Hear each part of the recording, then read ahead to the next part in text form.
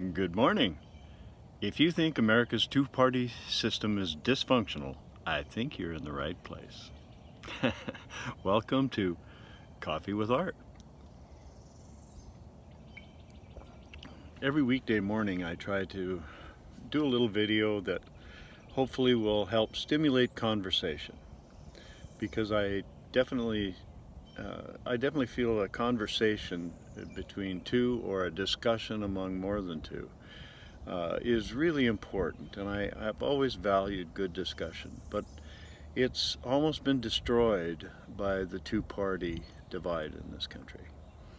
If you talk about something that has been already polarized, it's basically impossible to discuss the issue without the whatever point you're trying to make being taken up in the polar context, and then they just go back and forth.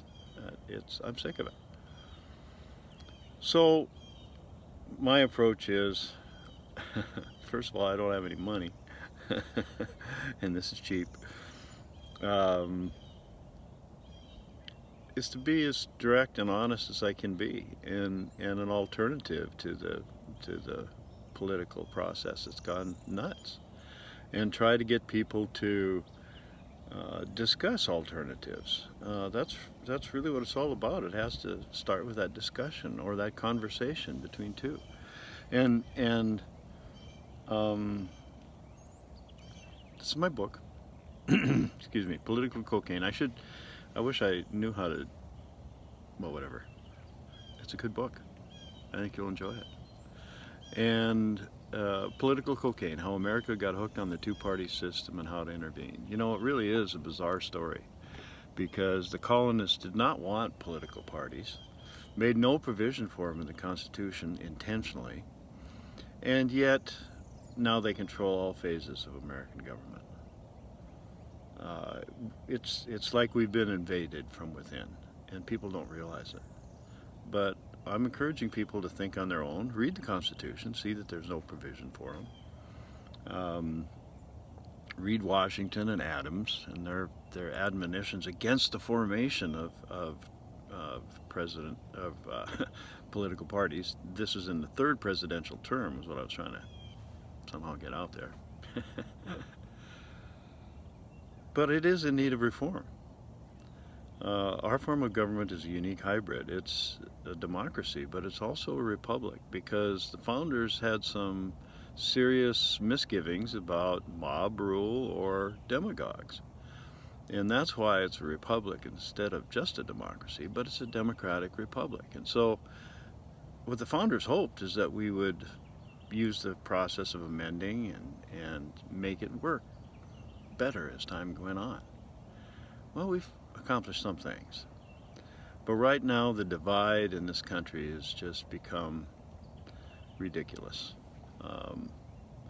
And so what I'd encourage you to do is to have a discussion or a conversation with people who you know in your neighborhood, at work, whatever, that are just quality people, and start a conversation by just saying, do you think the two-party system is working well? Seriously, do you think the two-party system is working well? Just ask for their input at that point. And then ask if they would be interested in seeing it work better. And tell them you got some ideas for discussion, and you think it's time to discuss alternatives, because the two-party system simply is dysfunctional. And so let's talk about making one to work. Now, I've got 3 reforms that I went over with in my Coffee with Art segments this week, and they're in the book. And